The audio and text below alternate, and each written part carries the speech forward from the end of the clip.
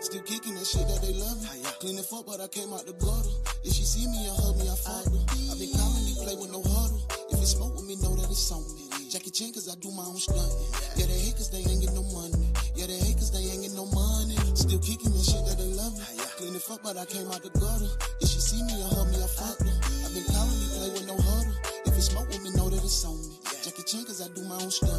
Yeah, they hate cause they ain't get no money. Yeah, they hate cause they ain't get no money. I'm smelling like ECNs as I'm lifted. I keep me a 223 with extension. Your girl keep tagging my name in the mention. And now she about to get spanked by the miss. No mathematician, I'm good with these digits. I made me some prezzies with baggers and digits. I made me some money off plastics and gifts. Ain't a millionaire yet, but I'll be in a minute. I'm fresh like a mannequin walking in Linux. I see it, I want it, I get it, I spend it. These niggas finessing, they leasing, they written. They really some losers, they never been winning. They really some boosters, my sauce, they be sick. I got hackers in Russia plugged in with the Kremlin. I'm cool when this pressure, we turning the gremlins. It's up and it's stuck and we straight to the ceiling. I do my dirt solo, ain't never no witness. I ain't Kevin Hart, ain't no laughing and giggling. Like T.I. first album, my nigga, I'm serious. The one and the only, it ain't no equivalent. Whatever I'm rapping, you see it, I'm living. These niggas be living in their mama basement. Really ain't gangsta, they broke, mad and hating. They really upset, I put dick in their legs. Still kicking that shit that they love me. Clean the fuck, but I came out the gutter. If she see me and hug me, I fuck her. I been calling me play with no huddle. If it smoke with me, know that it's on me. Jackie Chan, cause I do my own stunt. Yeah, they hate cause they ain't get no money. Yeah, they hate cause they ain't get no money. Still kicking the shit that they love me. Clean the fuck, but I came out the gutter. If she see me and hug me, I fuck her. I been calling me play with no huddle. If it smoke with me, know that it's on me. Jackie Chan, cause I do my own stunt. Yeah, they hate cause they ain't get no money. Yeah, they hate cause they ain't get no money. After we fuck, I will no longer speak. I won't pay you a 40 or buy Uber Eats. I bought a 3-5, baby, roll up a spliff. And when we get done, baby, there go your lift. On that shot lotto, it hit like Shakisha. A cool motherfucker, I keep me a heater. I'm dripping designer, feel God or essential. The only thing left is to call me some virtue. Don't fuck with you niggas, ain't good for my mental. I want you to win and no hate in my system. I want you to prosper so you can stop bitching. You niggas I had to say that loud so y'all wouldn't, I had to say that loud on mute so y'all wouldn't, I wouldn't bust out y'all eardrums. Let me stop the music first and welcome y'all to work. We are at the water cooler in the One Detective Agency, the best detective agency in the world. We solve cases, we don't give a damn about no evidence, and we make sure everybody get paid. Chill out. Y'all, welcome. Before I get into the show, I don't know why I did, like every morning when I come on here, bro, it be something that just hit my head. Like, dang, let's tell the people that. And I be thinking that be God's way of telling me to tell y'all, you in this fight, and you fighting and you doing something like you ain't never been here before. Your mama ain't never raised no kids how you raising kids. Your mama ain't never even been through what you going through. Your mama don't even know how to navigate in this climate of world right now. So the fight that you're going through right now to adjust to this world is a fight that no one ever trained you to be prepared for. You weren't trained for the world of today. So that's why you got to lean on your ever understanding of what God's purpose for you is. Because this is an uncharted territory. How do you know how to navigate this world when nobody taught you how to navigate this world? See, we get ourselves caught up in trying to do what the hell tradition said. Or we get in the mode of trying to do what mama did. Or how daddy handled the business. Or how your parents both collectively raised the children. That day that you guys hang your hat on and feel like it's the golden age is gone. Your mama or your daddy wouldn't be able to survive in these type of predicaments and situations in this type of world that we live in now. So what I want to tell you is keep learning, keep growing, and keep showing the hell out, because God damn it, you're doing your thing. And I see you. I see you. No matter what the water look like, it's mustard seed week. No, if it get here, even if it get here, mustard seed week, tap into your creator to find what your purpose is. He'll throw your life raft every time. Had to say that. I don't know why I had to say that, but I said it. So, welcome to your favorite. Hold on. Look. Look at it. We back. We back in this thing, man. I had to get that thing put together. I already had it. Y'all, I've been getting a lot of threats. Okay. Hold on. Wait. We at the water cooler. Hey y'all, I'm glad y'all here. I love y'all. I hope y'all had a good night's sleep. I hope you're in a good place, in a good space. I love y'all, but we got some business to handle before we get into all the rigmarole. I got to go ahead and do this. Make sure you stop by the Highway Collection, enter the discount code UNO, and receive additional discounts to selected items.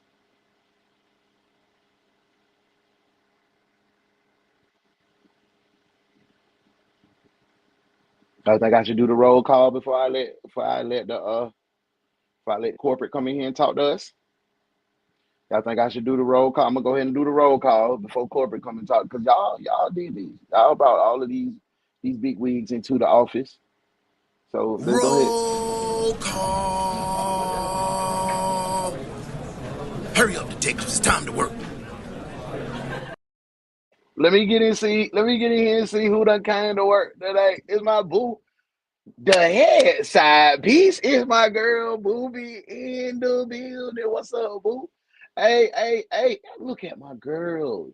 Miss Pretty Detective herself, Miss T in the building. Good morning, good morning, good morning. Hey, here you go. Here she goes. Sister White number one. She in the building. She say, hey, good morning, beautiful people. Flash my ENT. Make sure y'all smash the hello out of that. Hey, clock in. Y'all clock in, get your money. We already finna have a meeting about this money under the check because y'all done been sending me threats. People done been trying to say they're gonna flatten my tires and stuff and they're gonna cut my braids out. I've been getting real threats. I even had a complaint. Modest Moments went to the FCC and she complained on me. So we gotta go through this process. She said I don't know how to be a good leader. So Booby, Miss T saying good morning. Hey, our first male detective in the building. This that boy Fly High Peaks. Make sure you tap in with Fly High, bro. He's trying to get himself together to go to Africa. Ladies, if y'all want to go to Africa with Fly High, hit Fly High. Hey, nah, I lied. We ain't getting nothing. Look at him looking. Well, he won't look. I don't look. I ain't. Thank y'all. Thank you, boo. Muff. Hey, pretty girl. How you feeling? You woke up thick this morning. You still thick? Yeah, that's a blessing. It's a blessing, Lord. Yeah. Hey, my boy Beezy in the building. Big salute to my boy Beezy. Make sure y'all follow my boy. Hey, give Beezy a round of applause. My boy is the content creator of the year for Pensacola. That boy went banana cream pie. Big salute to my boy, man. Proud of you, bro. Proud of you for real. No bullshit, no cap, no holding your nuts.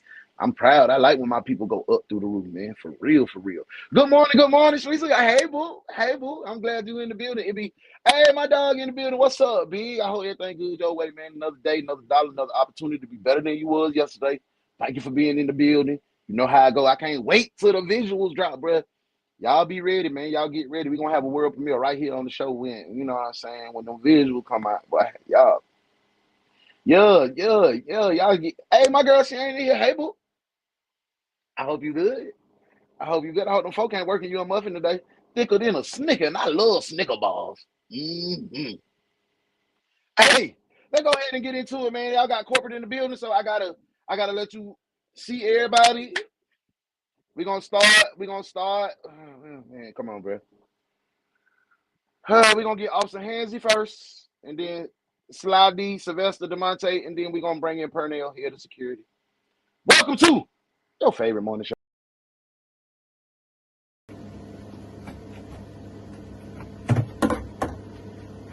Somebody point me to the camera. Somebody point me to the camera. Point me to the camera. I got these folk money out in them checks. I got these folk money out in the checks. Point me to the camera. Oh, it's this way. It's this way. Okay. Good. Okay. Good morning. Point me to the camera. Point me. Oh, there you go. There you go. Good morning. I am Officer Hansy from. I got to see the camera. There you go. I'm Officer Hansy from the Human Resources Department of the what is it called? DaOnes Detective Agency. And I got lost in Memphis. I had made a wrong turn. They got me out here by myself. I got your money on in your checks. Clock in today and I got your money. Any other problems that you may have, just reach out to Lead Officer Dallas. Uno the one is what y'all call him.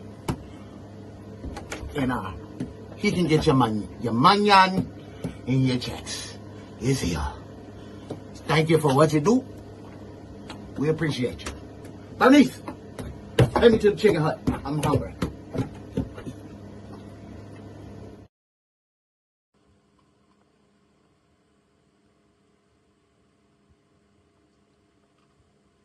Good morning.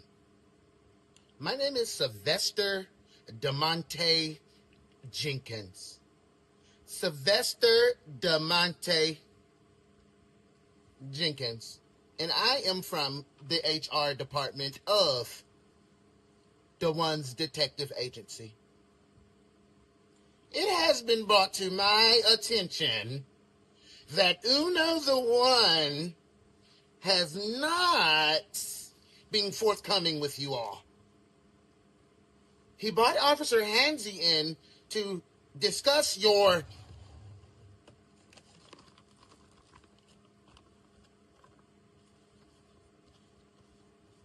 money and checks.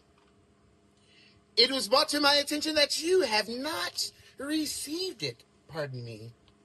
Received your money and checks. For anyone that has an issue with Uno the One, the lead detective here, leave me a message in my inbox. S. DeMonte Jenkins. We will have a fair and honest practice as long as I'm in charge of HR. Thank you for all that you do. Thank you for being great detectives. And make sure you're sharp when you come to work. Thank you. Good day.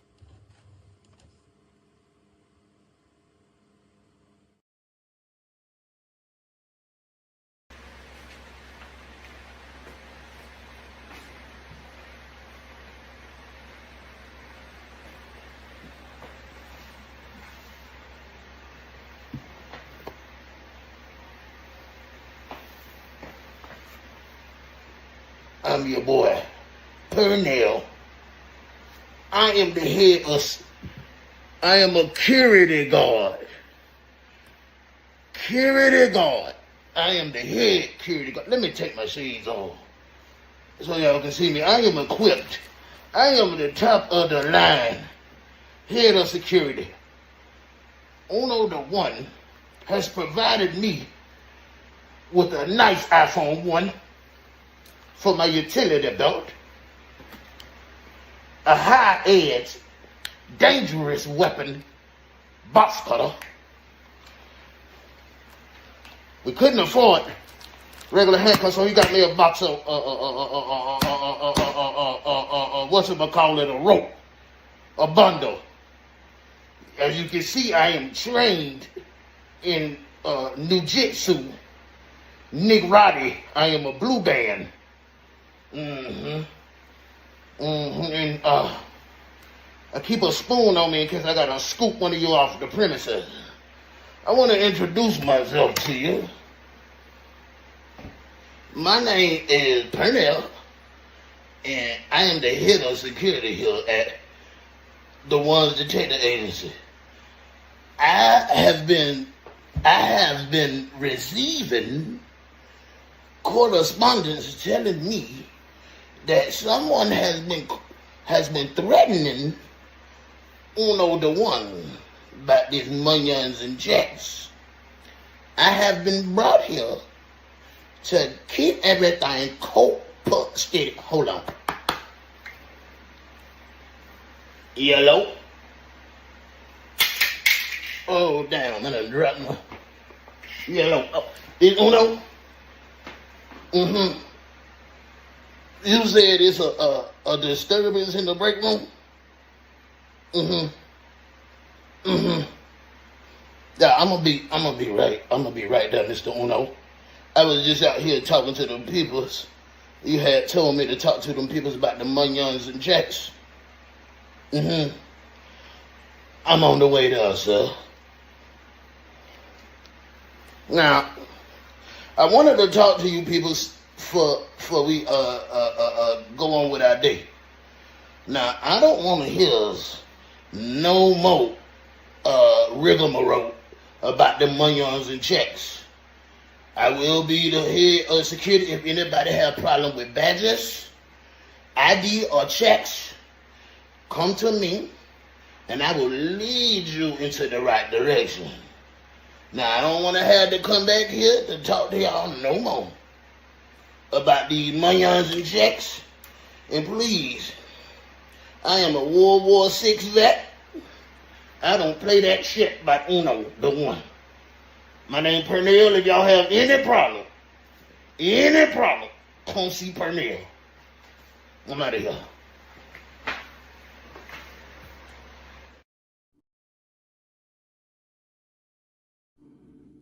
Here this morning, police are looking for a The suspect. only detective agency capable of handling these grotesque and obscene cases.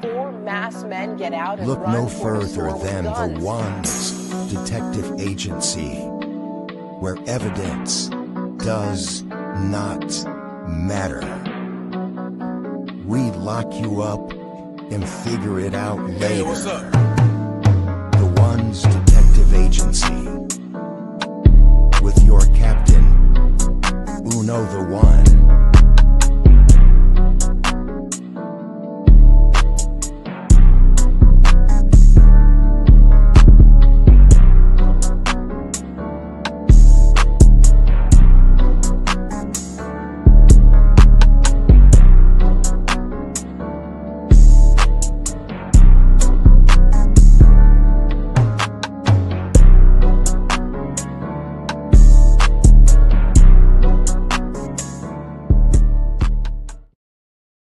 Lloyd, Markeith Lloyd?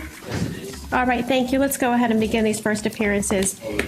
To me, bro. Sir, you're here for the charge of murder of a... There ain't no Markeith Lloyd. Who are you?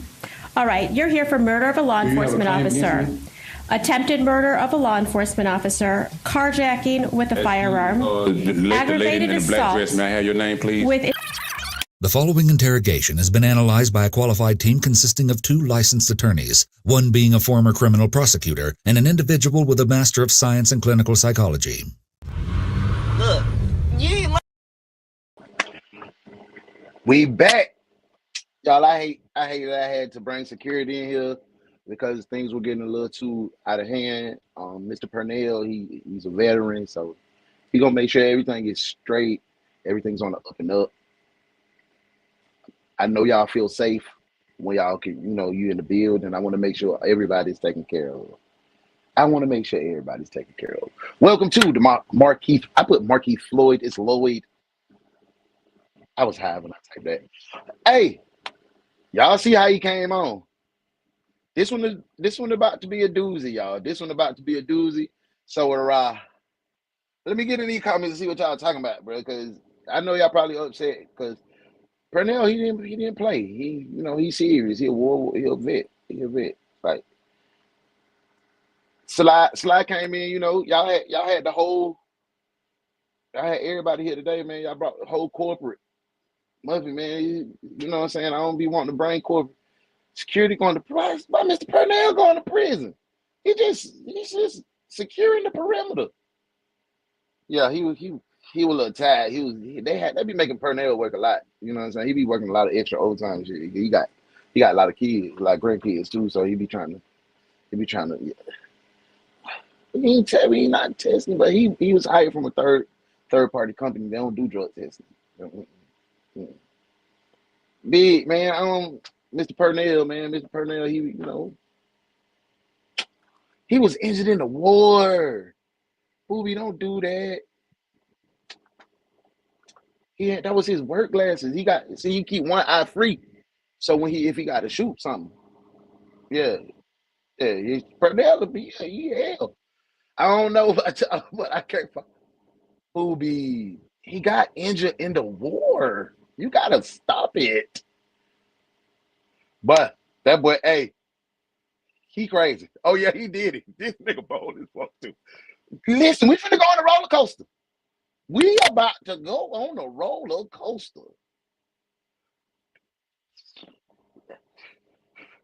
You wanna lock him up? We gonna need more cuffs. Your cuffs, detective. Cuff him. Cuff him now. Let's get back to the Markeith, man. Let's get back to old Keith. Shit. Listen, bro. Listen. 12 did that to his eye. We finna get into it. Yeah, it's raining. You don't feel safe with Burnell? This man's still trying to speed. It's raining outside, y'all. He's still trying to speed. Look. Take me home. For real, you not about to kill me and the baby. This man. He the head security guard. He has to be stopped. He's the head security guard. But no, you need a greater force than that. I'm not gonna live past 25. Purnell said he like having the bundle of rope in case he got to do more than one people. He said he hog tie people. He don't hog tie. I'm not gonna make it. Y'all not gonna make me think on my boy. I don't know what I was getting myself into. I don't know what I signed up for. When Sade Dixon spoke these words on a Facebook Live, she was simply making some lighthearted jokes. What she couldn't have known was that her dark prediction would ring true very, very soon, and in the most tragic way. This is Markeith Lloyd. He's 41 years old in this footage from 2017. He's just been apprehended by Orlando police after a massive manhunt that ended in officers finding him outside an abandoned house. While he waits about 25 minutes for detectives to arrive, he keeps asking for his handcuffs to be loosened, but nobody is in a hurry to help him. Look at bruh eye.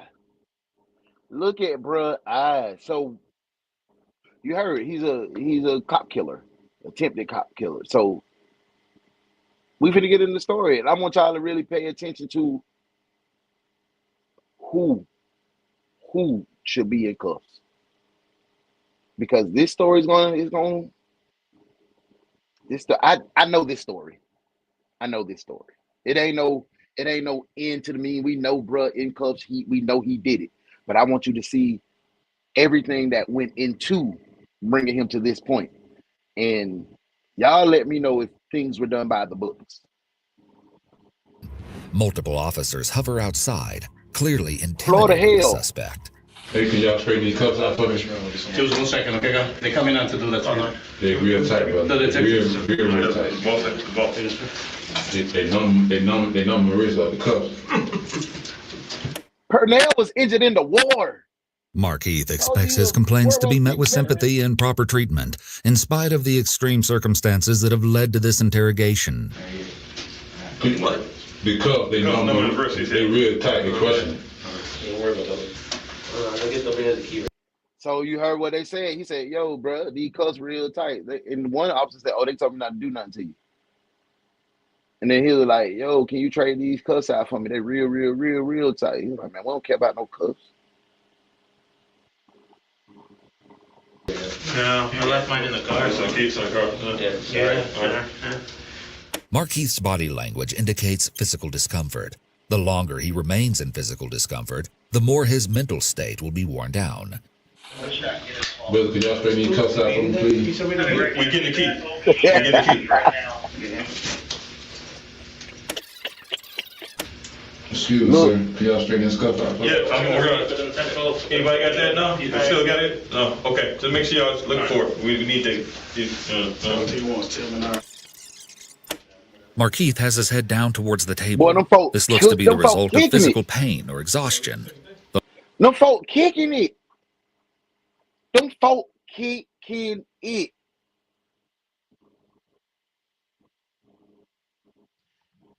On this show, how many times have we seen serial killers, multiple baby beaters?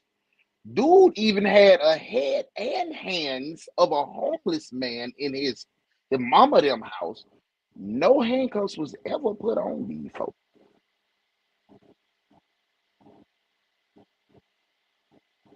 Cool. he's a accused cop killer, right? You don't have to take the handcuffs off him. Does he not deserve to have his circulation flowing? Y'all did y'all job. You apprehended the suspect. After that, it belongs to the judge. Let's get back into it, man. The longer they keep him waiting, the more his anticipation will build. It will also allow adrenaline to wear off and take... Oh, you know what I ain't do? Make sure y'all spin by my boy Young Tay White, man. Y'all messing with it. We back at it. We dropping today. Make sure y'all follow my girl, Modest Moments. You know what I'm saying? Bandcamp. Subscribe. Hit the notification. Make sure you follow your boy Uno the One. Subscribe. Notification. I think I'm popping out with Uno Does the Internet tonight. What y'all feel? We gonna get into that a little later on. Let's go. Some fight out of the suspect. Excuse me, bro. You looking at this right cuff for me? We have seen people getting lunch and all types of stuff. Straight up. Yes, sir. He's a cop killer. We're gonna take care of it. All right? We have the fire department coming to check you out. Yep, I got IG. I got IG over there cooking right now. Manipulate the cuffs for you, okay, sir? At this point, Markeith has remained relatively respectful, and the officer is reciprocating by calling him sir repeatedly. But this, plus his assurances that medical help is coming, are a simple technique to earn trust from the suspect. Man, could you lose the cuff up on me, please, bro? Sir, we have a fire department that's gonna come take care of it. Why does the fire department need to come take my cuffs off, my boy?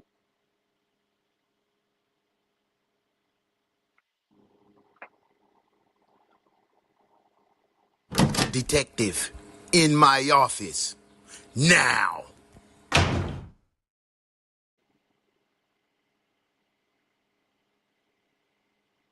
It's a universal key.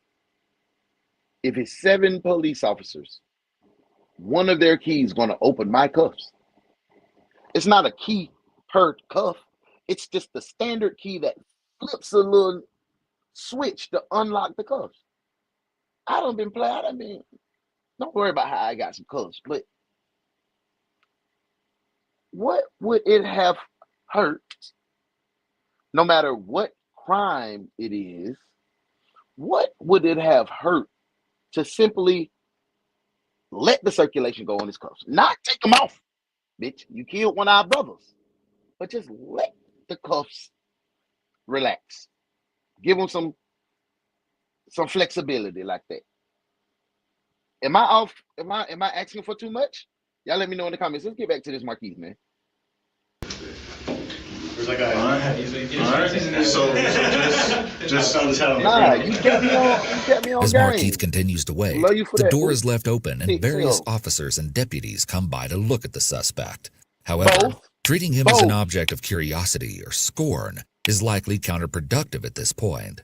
The animal at the zoo effect is a dehumanizing tactic, which may work counter. So what the hell Smuckatelli taking pictures for? Y'all wasn't even on the case. And look at the little black dude in the back. You act like you tough. I bet you if you let Markeith out them goddamn handcuffs and get rid of that utility belt, your head be cocked straight. I'll add that, man. Yeah, a dog is due respect. To the purposes of the interrogation later. And you at a place where you supposed to uphold the oath, not your personal feelings. What y'all doing right here, y'all can blow the case.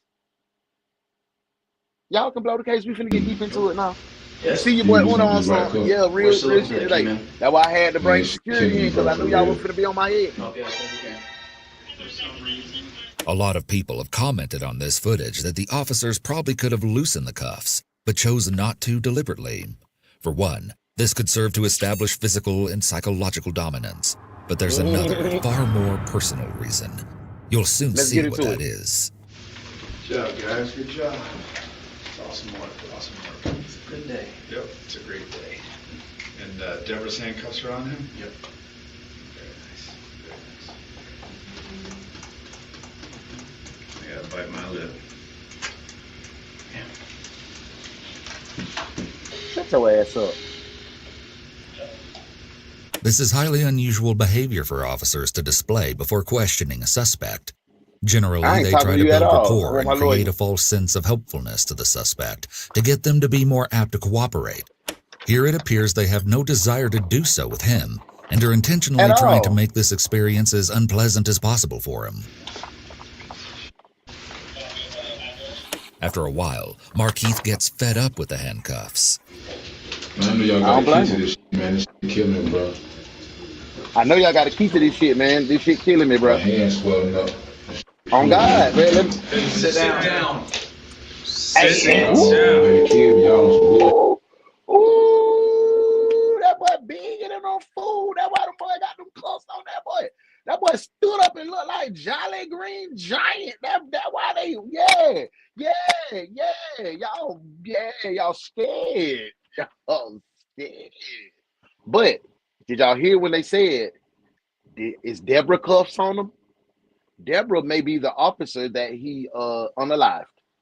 So that kind of put a new spin on why they got the mud so tight. You just killed the boy. Feel that grip. Feel that grip. Is it wrong? Yeah.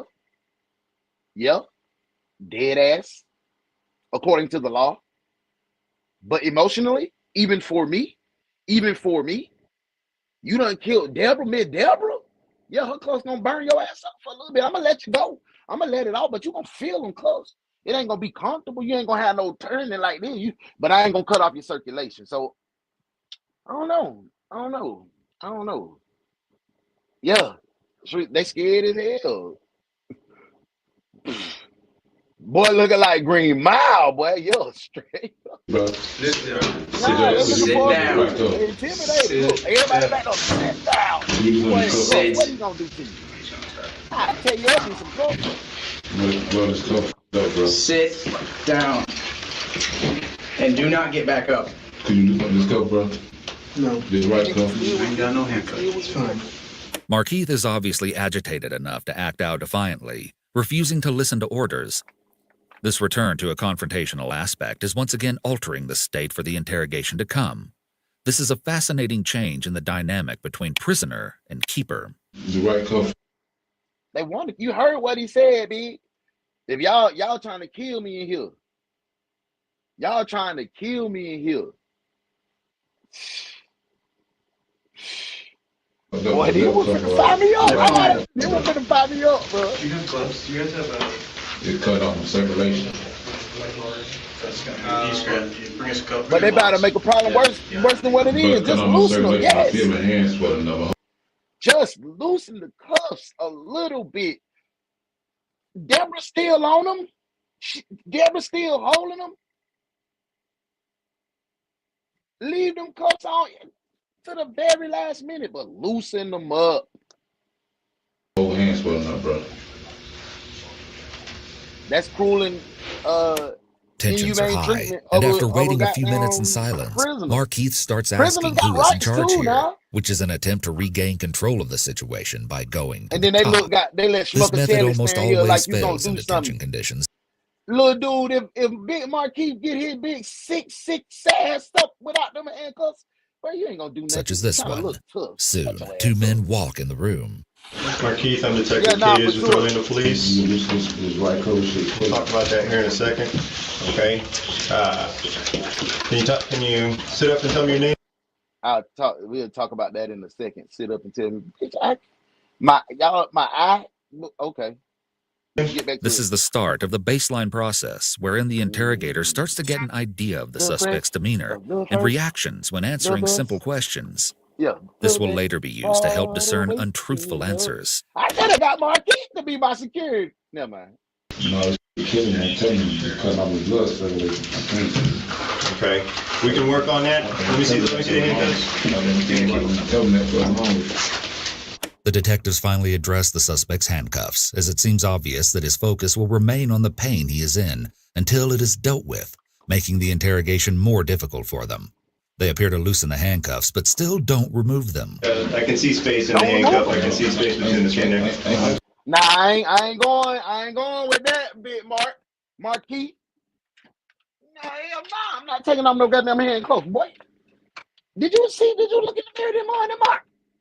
You a big nigga. You done killed one of ours. No, I'm gonna loosen them up. I'm gonna make sure you have your rights. Just, the bare minimum. I ain't going extra. I ain't doing nothing extra for your country ass, Markeith. Yeah, feel that. I'm gonna open up. Listen, I'm gonna open up just a little bit. Oh, shit. Just a little bit, you understand me? Yes, sir. This time, when Markeith brings up the cuffs, one interrogator is attentive and helpful, sending the message that he cares about Markeith's well-being. Nah, he just care about his job. Fuck Markeith. He just killed my sister. I'm doing my job. I'm upholding an oath. Boy, do you think that I was proud to be over there doing George Bush duties? No, but I had an oath, and I was coming back home. Bottom line, when you raise your hand, where you end up? Unified when the cuffs are finally loosened a bit. There are upwards of 4 officers in the interrogation room. The door is open, and more officers are standing in view in the hallway, which is also unusual. Generally, only 1 to 2 officers. How many? Florida, boy! Florida! Room for an interrogation. Leaving an interrogation door open is also rarely seen. You gotta get to it, man. You gotta get to it. Oh, you're a pretty bulky guy, so. You're a pretty bulky guy. Come on, man. It ain't nothing, bro. Nothing but a 10. Oh. What's wrong with this? This time I don't pretend. Damn, now you telling me I don't feel pain? Cool.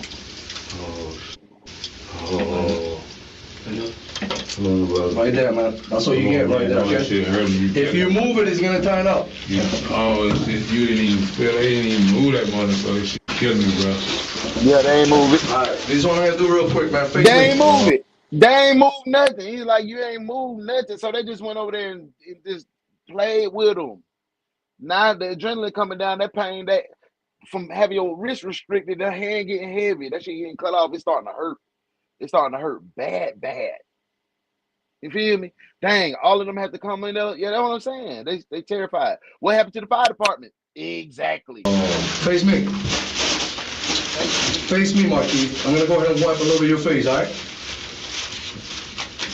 I don't think that's gonna do much, but.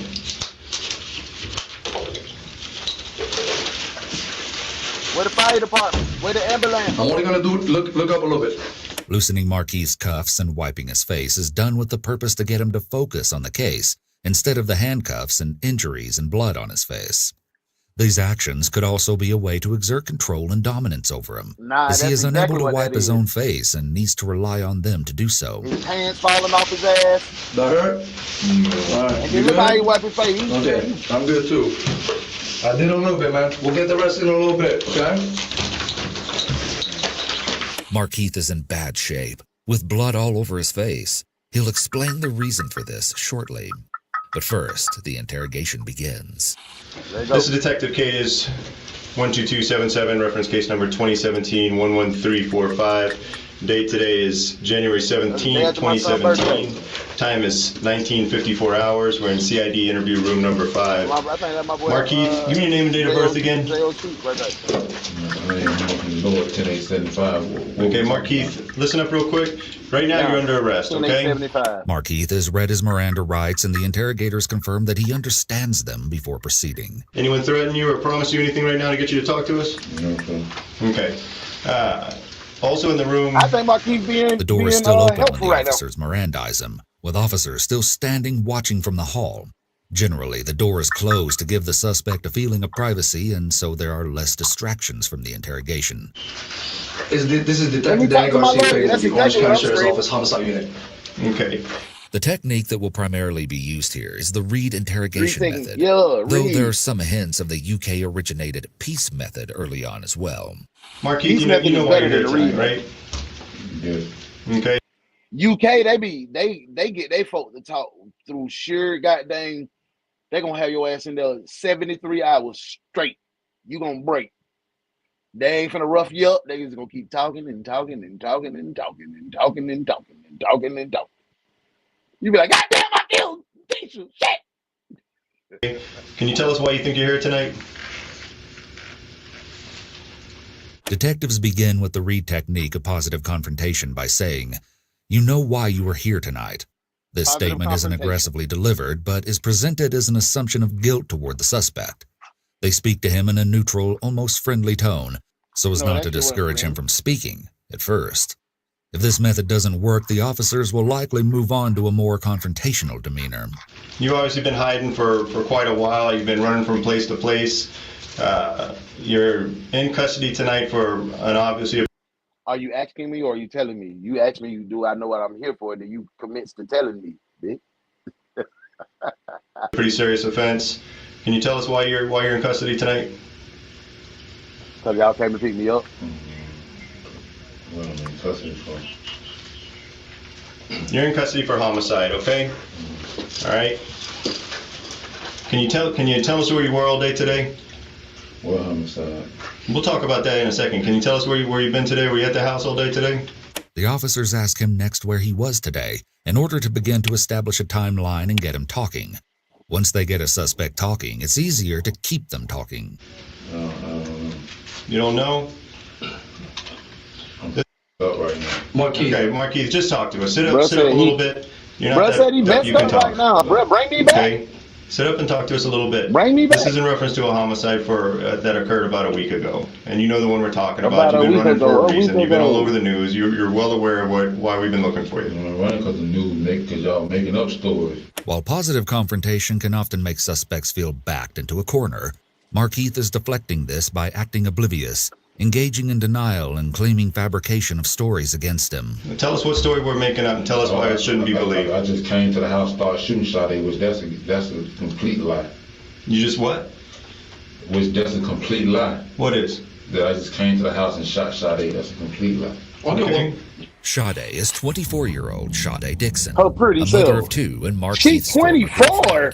They met on Facebook sometime after he was released from prison. Wait, she 24 and he 42, and y'all be getting on my case talking about I don't know, they grown. She 24. She didn't know what the hell she was doing with no 42-year-old damn man out of prison. Where her parents at? Where her goddamn support system? Where her protectors and providers at? Bro, come on, man. Ain't no way. I wish Talia Michaela Dallas come home from LSU talking about she got a 42-year-old nigga. Boy, it's going to be some furniture moving. You best believe that shit, boy. I'm not tolerating that goofiness. And in 2014, despite their 17-year age difference, the pair got along well for a while and were happily looking forward to a future together. But then they got He wanted a child. You see, Sade was pregnant. In fact, just a few days before their argument, she and Markeith had laughed and smiled with one another at a sonogram appointment. Markeith seemed excited to raise this child and support his girlfriend as they started a family together. But underneath the surface, there were a few things he wasn't happy about. Rest assured, we're going to dive way deeper into the bizarre thoughts and behavior Markeith started to exhibit. But for now, what you need to know is that the relationship started to crumble primarily because of one big thing: trust. The pair's romance would reach its breaking point in December of 2016. At this time, Sade was about 12 weeks pregnant. On the 10th, Sade moved back into her parents' home, not saying much about the falling out with Markeith, but she did reveal that he had bitten her during a fight. Her family had to take her to the doctor for a tetanus shot. 3 days later, on the 13th, Sade is at the home around 9 p.m. when Markeith shows up, and she goes outside to talk with him. An argument ensues, with Sade's brother Ronald coming outside at some point to intervene. But things quickly. Ronald can't do a damn thing with Markeith. Look at Ronald. Look at hot boy Ronald, man, and look at Markeith, man.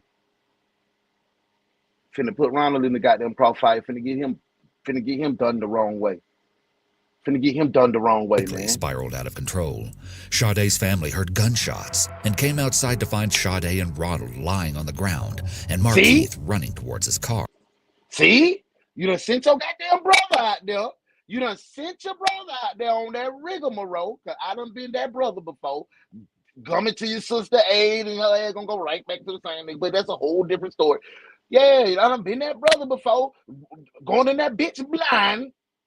Don't know what the hell going on. You just trying to protect Joseph. Man, come on, man. Come on, let's get back to it. Sade received wounds that were fatal. She was shot 8 times, losing not only her life, but the life of the 8 times, Markeith, bro. You done overdid it. You overdid it with just even shooting her, bro. It's your baby mama with your baby and that boy. You don't give a damn. Bro, she was pregnant, big. That shit stupid, boy. They double teamed them bullets. Muff, they double team them bullets, man. Listen, bro. I used to be a nigga. I stand in front of a pistol. Shoot that bitch. I done did it several times. Not no more. I love my life. Unborn child that she was carrying. Miraculously, Ronald survived, which meant he lived to tell the tale of that horrific shooting. And you'll see when we get to the trial that the only two surviving witnesses to see what occurred that night, Markeith and Ronald, tell very different versions. As Markeith went on the run, the news was spreading the story of the shooting, which brings us back to him sitting in the interrogation room, insisting to officers that the narrative the media has been circulating is a complete lie. Listen to me, man. It's been a long freaking month. We've been running around doing a lot of different things. Understand that I'm ain't here got nothing just to do as with me. tired as you. You sound like how my mama used to whip my ass. I'm tired of them make me work 8 hours. That ain't got nothing to do with me. Cause y'all got a long month. Let's focus on this week, bro. Man, you know what I'm saying? I've been racking my brains, man. You've been doing pretty good for a month. You got me for a month. We're right here sitting now. Dude, we're gonna go ahead and clarify some things. If I'm wrong about something, I'll be the first one to admit that I'm wrong. No, but it's up to you to clarify what's been going on. Sit up, man. I'm trying to give you some respect, man. See, in the street, it goes like this. In the street, Markeith wants respect, and he wants everybody to give it to him. And guess what? I'm gonna give it to you whether you deserve it or not. The interrogator takes a clarification approach. This is suggestive of the account part of the peace interrogation method. The peace interrogation method is a less confrontational interview and interrogation method than the Reed technique. The method stands for preparation and planning, engage and... Real shit. Like my nieces, all my little nieces, when they had their little boyfriend, like one of my nieces' little boyfriend put the pistol in my face. Guess what I did? Grabbed that bitch and took it. And I said, I'm not finna incriminate myself. I'm like, I grabbed that bitch and took it. My niece was like, oh, you a bitch. You ain't do that with my uncle. But yeah, I used to be that. I used to be that guy. I'm coming. You better ass Tay. I'm stepping on. Fuck with my little nephew, but you want to bury me. I'm not the baddest man. I'm not no gangster. I'm not none of that. I'm a man that like to have fun. But I'm a man that's gonna die by my people. My cousin Red did the same thing. He going to the grave by his people. That's me. I carried that. When Superman died, I became Superman Jr. That's how I feel. But when you call somebody to get involved in your relationship, you better not take your country ass back. Do not take your country ass back. All for naught. And 80% of the time, that shit goes just like that. Account, right closure, back. And evaluate. Peace. Under the peace method, investigators allow a suspect to tell his or her story without interruption before presenting the suspect with any inconsistencies or contradictions between the story and other evidence. But right now, you know what I need? I need you to give me a little bit because I deserve it. Okay? No, you don't. I'm here giving you all the respect in the world. How is respect? Okay, well, all I want to do is talk to you and figure something. You talking to me like a dog. But you know what happened to Sade? That was bad too. Markeith's body language during the interrogation is very closed off. Not only is he hunched over, but he is also avoiding eye contact by keeping his gaze on the table. His eye is on the table. He's in a defensive position, almost as if he's trying to protect himself. So if you can explain to me what happened, maybe I can understand it. Because I'm looking at you like you did something wrong, and if you didn't do something wrong, then you gotta explain it to me. Man, y'all know what happened. Sade put a gun on me. Y'all know what happened. Y'all got it. Who's gonna tell me that if it ain't you? Sade put a gun on us. Now she put a gun on him. You, Sade, Ronald? Because you done been beating on us. But I wasn't there. And right now, how we're going to clarify these things is you telling me what happened. Because I don't want to guess anymore. The officer is trying to get Markeith to talk by presenting the conversation as an opportunity. Muff. Like I said, I ain't the baddest nigga in the world. But I want you touch any of mine. Just know that it's a consequence. You're going to have to touch me too. Yeah, you know what I'm saying? That's real. I ain't no gangster. I'm not no gangster at all. I never claimed to be no gangster. That ain't me. I'm a player, baby. I'm a player. I fuck on your old lady back in the day. But now, yeah, bro, I burn the fuck out you. Everywhere I go. At the church, scrap. At my daughter's basketball game, scrap. If I was at the Run for Roses, because this was our first year we hadn't been, get my baby out of school. If I was at Run for Roses when them folk pull their gun and start shooting, I would have been shooting back at their ass. Straight up. But burn your ass up by my family for real. For him to simply explain the real story or clarify the facts to clear up any lies in the media. I want to be right. And I want to write the story that you tell me is your story. You control that. He shifts back to the Reed technique here. Step 3, trying to minimize suspect denials. Because you're the one that was there. But a lot of things have happened since December 13th, man. And only you can clarify that. See, I'm not sitting here. He's not sitting here. We're not playing with you. All we want to know is the truth. We're here already, man. This part of the What, bro? I would have laughed in your face. We not playing with you. What? Fuck you, lawyer. Go ahead, make your night easier. Go kick it. Fuck out of here, bro. Fuck out of here, man. Y'all not finna talk to me crazy. Y'all not finna. Y'all done beat my eye in. Y'all done got the cuss on me for real. So what else can I do to you? Yeah, I'm not, man. You're not finna get the joy out of goddamn embarrassing me. Story is already written. Read step 1, positive confrontation, involves advising the suspect that evidence has led the police to them and offering an opportunity to explain why the offense took place. That's what we're seeing here. We're gonna move forward from here. You write the rest. But what I don't want is for me to give you respect and for you to treat me like I'm a pup. You can't even sit up and look at me.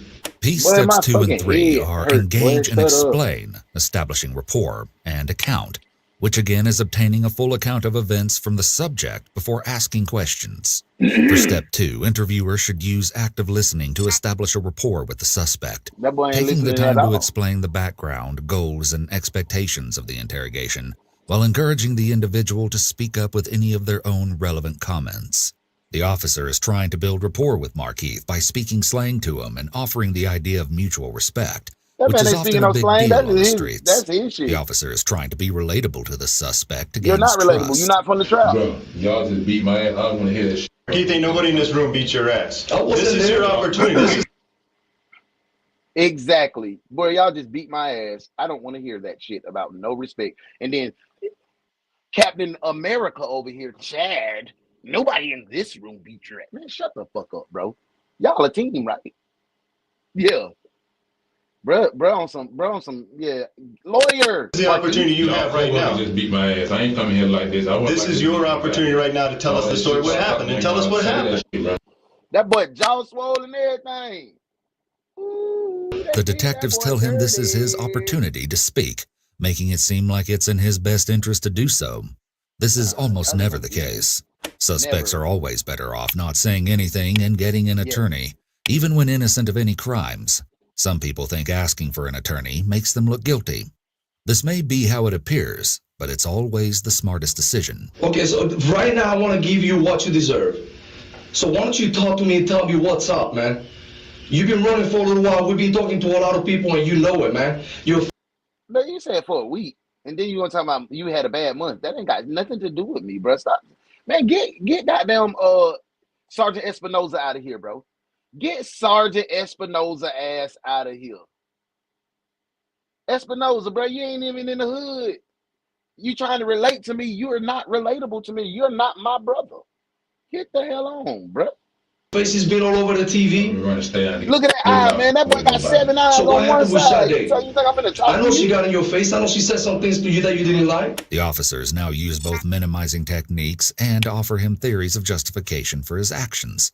This is another implementation of the Reed technique and makes it seem out of order, like they though. understand. It's not going in the right order. You went from technique 1 to 3 to 4 to 7. It doesn't go like that. It doesn't go like that, bro. And why he reacted the way he did. I broke up with Sade. Because why? Because she was lying about smoking. Because she was pregnant with you. I broke up with Sade because she was lying about smoking, pregnant with my kid. Oh, God. Ooh. Come here. Now we got to talk. Detective, in my office. Now. Every man is not going. You smoking and you drinking out here partying with my baby. That might send a man over the edge. You got to know who you playing with. You got to know who you playing with. I'm not going to even lie. I'm not a DV type of dude. I don't hit when I've never hit a woman in my life. Nothing but from the back and the side like that. But I ain't never hit no woman in my life. straight up. But if you pregnant with my child, 12 weeks, 24 weeks, 2 weeks, and you out here smoking and drinking, it is going to be a major issue. And I don't care if you go get your brothers.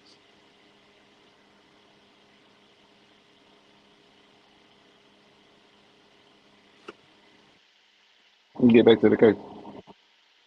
Baby, and you told her to stop smoking because that's bad for the baby. Yeah, so I know that. But tell me what else happened. What got to the point that you had to do what you had to do? If you had to defend yourself, then you need to tell me, man. The officer throws out the suggestion. Bro, I don't get Espinosa out of there. You trying to be way too hip hop for me, bro. This ain't no motherfucking New York undercover, boy. Get out of here. Suggestion of self-defense to try to see if that will elicit a confession. This is the theme developed. Look at the read technique. 1, 2, 3, 4. Them folks all over. I'm going from 1 to 7, 7 to 2, 2. It's an order, bro. It's an order. Development step in the read method, where they begin formulating a defense or justification for the suspect, so they will more readily admit to a crime, thinking they have a defense. Y'all know Sade when he got a gun. Y'all got a gun. What happened downstairs? See, they ain't even telling that part of the story. They not even saying, y'all got, if y'all got shot at gun, why y'all just saying this man did? See, I gotta hear some more. He got a gun, her brother ended up coming out and he jumped on me. That's how the happened. Which one, the older brother or the younger brother? Because she's got 2 brothers. The older brother and the younger brother got dropped out while man was outside talking, so all that about me just coming there and shooting up the place, that's what lie. That's not See, bruh. So he said they was at the older brother got down who he burnt. He came out there and jumped on me. They tried to keep the ass because he was an old head.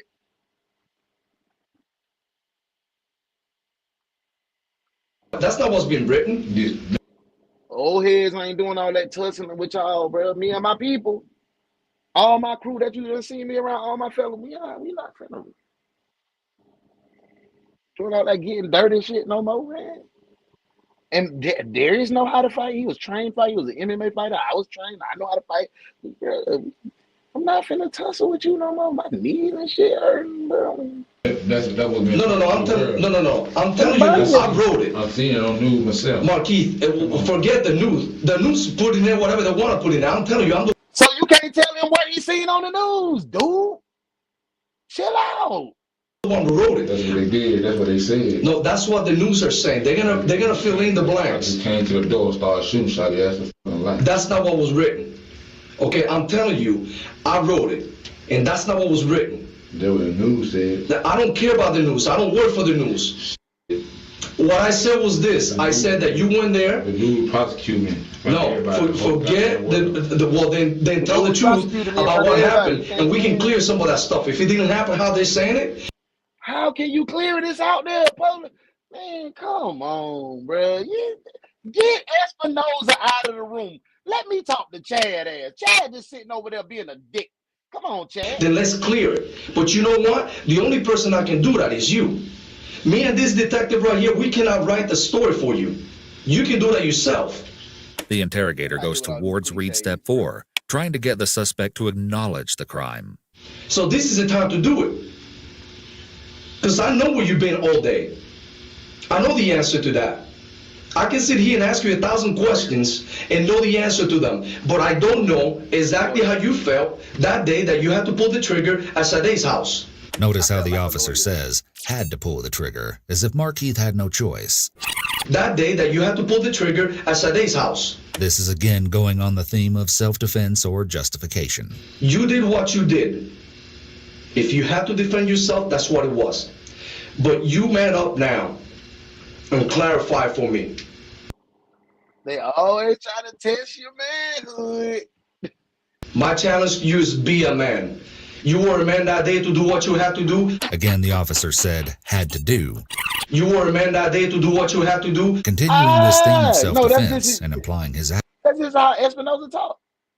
There's not no technique. He's just talking like that. He's trying to use slang that he's not familiar with. He's trying to be a part of a culture that he's not a part of. You're a police officer that polices the hood. You're not in the hood. You're not from the hood. You're not from that area, bro. Y'all ain't even making no goddamn connection. He not even responding to your lingo, your slang. So I think Espinosa is doing the case disservice. I'm challenging you right now. Be a man, okay? And be then a man put your fucking hand down. Don't point at me. Don't point at me. Because that's the only way we can clear this shit. Lawyer. You'll see shortly that the authorities have already done their research on Markeith's personality, as displayed through his social media. One thing they know is that his identity and reputation That boy bigger than that Trump. Yeah, that's why they got them cuffs on that boy. is a source of pride for him. That So boy they are big now as going to hell. suggest that not Yeah, that's why they cooperating undermines his manhood. That's why they Forget got the news. The news is not here. It's you, I, and him. That's who's here. You can I, and him. see the close proximity the officers are sitting to the suspect, and how they have him essentially cornered in the room by the way they're seated surrounding him. So you're gonna do that? You're gonna man up or what? Yeah, I said no. I ain't. Listen, bro. Yeah, that was I who was pulled saying the enough. gun on you? Sade or her brother? We're reverting back to piece step 3, reaffirming the details of the account of the criminal behavior. Sade put a gun on me. When? What you mean when? When the brother came out? When? Before the brother even came out. You guys were talking. This man sound like my partner Henry, man. Sound like my best friend that got killed. He sound just like his voice. Walking outside? Yeah, we were talking outside when the younger brother got dropped off, all that. And he went inside? Come up shooting, that's a fucking lie. That's not how I wrote it. Hell no, and I broke up with her. If you take the check, if you check the text message. I did. I wasn't tripping off her. She the one was tripping. So I'm lying to her saying I want to fuck family with her, which I did, but we can't have what you lying. So other than that, I wasn't tripping about shit. That wasn't me. Right, so she pulled the gun on you, you had to do, what did you do? Man, shut up, bro. Like, Keith, they railroading you, slime. They railroading you, bro. Say you want a lawyer, dog. Why don't niggas say they want a lawyer? Yeah, you wrong for killing that girl, man. But if she got them squeezed on you and her brother came out there and jumped on you, bro, listen, it's a whole different case. I want a lawyer, bro. I want a lawyer. They're about to break them. Yeah, big, bro. It's coming. You can smell it. You can see it. That's crazy. You don't know me just by my post on. Right, boo. Like, but that's entertainment. Too much. Too much.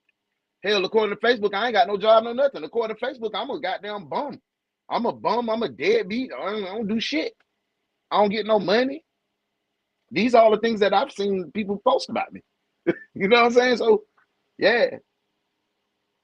I disowned her. You took it from her? Yeah. And what did you do with her gun? You gotta I stop. put it in my back pocket, but when her brother Gotta jumped me, I guess they had to fall out. You fall out. And when did you take your gun out?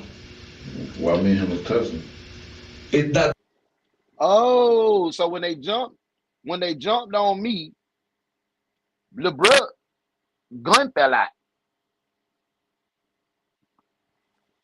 The older brother, Ronald, right? Yeah. You know who was Ronald? The older brother, yeah. Okay. Who did you shoot first, him or her? You see that Markeith is talking calm in this manner, and Espinosa is he's too hype. You too hype. Bring that shit down. Like, This is a very loaded question. It presumes that Markeith shot both Sade and her brother, and so he needs to be very careful answering it, as it would be easy to get trapped into affirming he committed the crime. Liar! Markeith seems to catch on to this, though. Man. Him? Because he was on you? They know what's going on. I talked to my lawyer because y'all just beat me up, but you want me to talk to you, though. The suspect has invoked his right to an attorney, and at this point, the interview should have stopped until his lawyer arrived. Any statements he made after stating he wants an attorney would potentially be inadmissible. If he voluntarily begins speaking again, the best approach is to re-Mirandize him to clarify he is again waiving his rights after invoking them. Markeith, I wasn't there. I'm here. I asked for somebody to find you. I ain't got no problem talking. I ain't trying to hide shit. did. And I'm not disrespecting you either. Am I treating you with respect? It was events that went along before that. No. Don't try to do that, Espinosa. Am I treating you respect? Bitch, you was testing my manhood. You call me a no. My mama bro. I always talk to y'all about my mama because she's the major influence on my life. She made me a good person. She always said you get more bees with honey.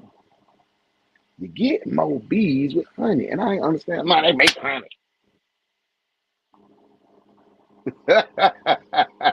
Okay, so fast forward, man. Fast forward. Yeah, we go through all these stuff. You do what happened. I'm over here up. What you mean fast forward? No, I'm fast forwarding to last week, 10 days ago. That's rewind. That's not fast forward. That's going forward. If you're going to last week, that means you're rewinding to last week. You're not fast forwarding to last week. You get Espinosa out of the room. Markeith, we got to know what happened, okay? We got a grieving family here for a police officer. They want to know what happened. They deserve to know what happened. Chad, there we go. I appreciate that approach, Chad. I know y'all doing good cop, bad cop, but Espinosa is over the top. Espinosa, Garcia, or Hernandez. Them all the detective names that I know from TV. That's Hispanic on TV. The interrogator refers to the grieving family in an attempt to play the morality and conscience cards on the suspect. The police officer that the detective mentioned is Lieutenant Deborah Clayton, 42. Oh, look, she is pretty too. Look at that chocolate skin. It's so pretty too. Damn, Markeith, you lame as hell, boy. You done killed 2 beautiful black women, bro. You a duck. You a hoe. I'm not co-signing you, but I want you to get treated properly. But you a hoe. To the second half of Markeith's interrogation. If you were wondering why the tensions between Markeith and law enforcement have been especially high, well, it's all about to become crystal clear. After Markeith fled the scene of Sade and Ronald's shooting, police were working anxiously to track him down. But for a long time, they had no luck. Markeith had somehow managed to slip out of their grasp, and for all they knew, he could be anywhere at this point. Christmas comes and goes, the holiday only a reminder to Sade's loved ones of the happy times they were excited to spend with her, but now will never have the chance to. And then, on January 9th, 2017, at around 6:40. Now, I'm gonna be honest. I don't know the cases when we usually do it, but this is where I knew about Markeith. Kevin Gates rapped about this case. You know, Kevin Gates was, he's my favorite rapper besides Future. He's my favorite current rapper, Gates.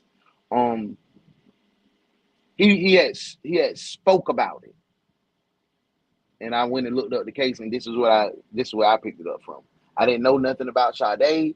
I just know he was a cop killer, so I know a little bit about Miss Deborah. 5 a.m., Markeith walks into a local Walmart. Yeah, While inside, this one is on he the approaches man. a plane. Look how big that man is, bro. That man's huge, boy. Prevention officer and asks if the store has a restroom other than the one at the front of the store. This was a red flag for the officer, as he suspected Markeith might be trying to conceal something in the bathroom. More than that, he observed that Markeith seemed to be tiptoeing and acting secretive.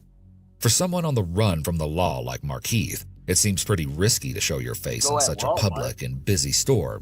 But maybe he was just desperate and running out of supplies.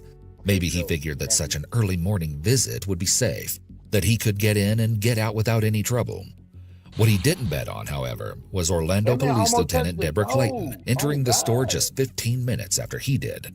As both parties did their shopping, they actually crossed paths a few times. And then at 7:11 a.m., the fugitive and the law woman were actually in the same checkout line, separated only by 2 customers, before Markeith chose to leave this line and go to another to complete his transaction. Up to this point, nobody seemed to have any idea of Markeith's identity, although I'm sure he must have been nervous to be so close to an officer. Clayton finished paying for her groceries and walked out of the store, and I can imagine Markeith breathed a sigh of relief that she hadn't recognized him. But this was just the calm before the storm. Another woman in the store had noticed that there was no cashier working one of the lines, and so she went to customer service to get an employee. As the 2 return, she notices that a man has since started waiting in that very line, and so she walks up to politely explain that she had been there first. But as soon as she lays eyes on Markeith's face, her pulse begins to race. She recognizes his true identity. Coincidentally, her cousin had apparently been married to Markeith, and although she herself hadn't spoken to the man before, she knows exactly who he is.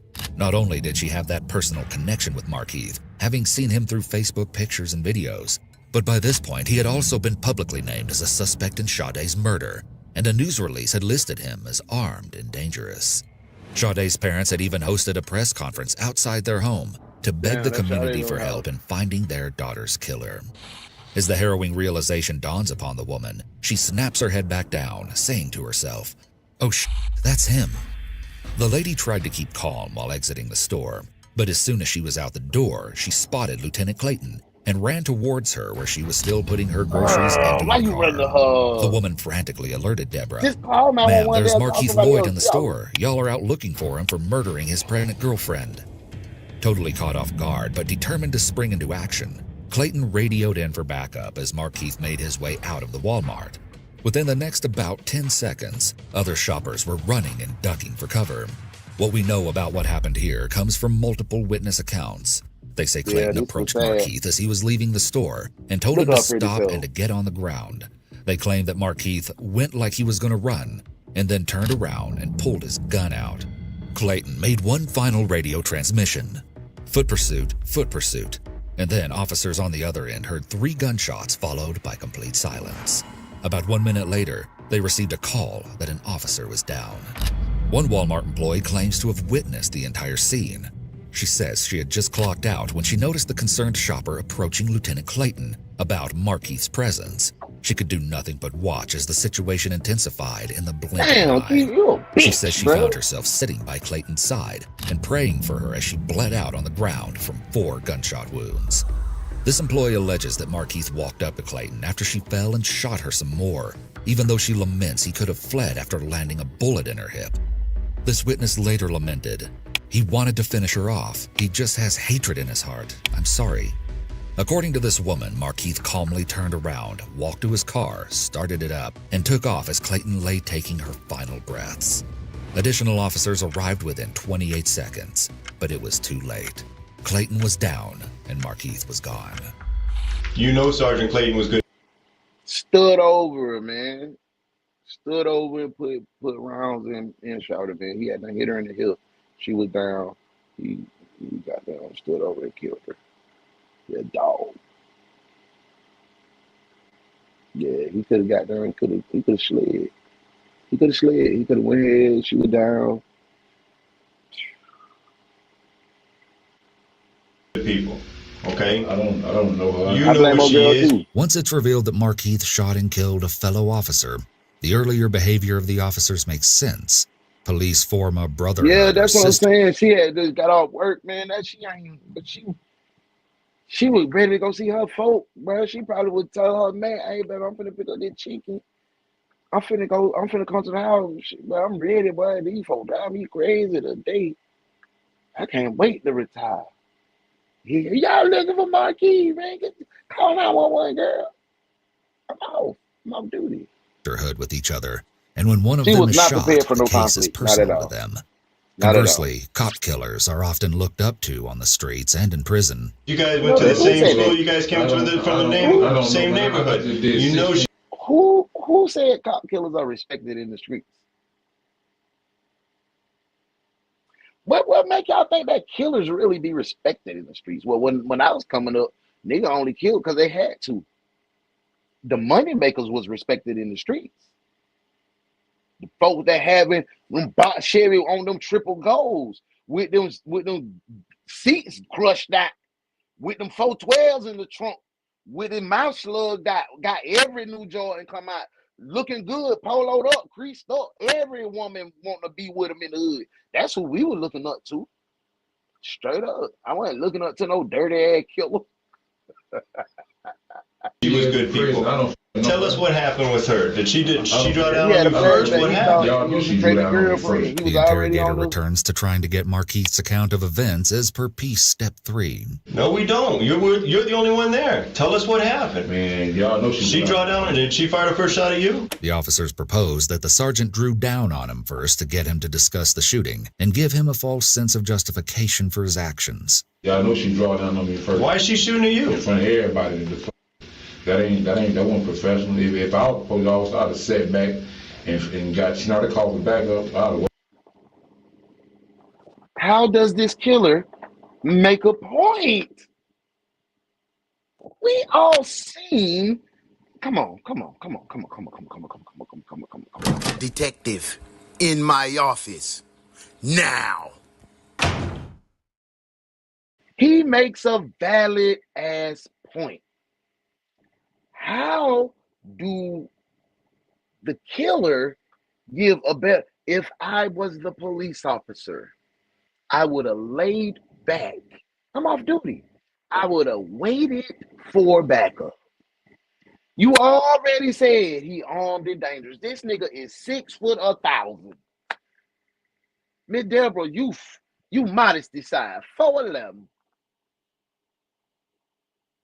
Chill out. Call goddamn Espinoza and Chad. Let them come handle that. Bring the long guns out. You feel me? Like, he made perfect sense.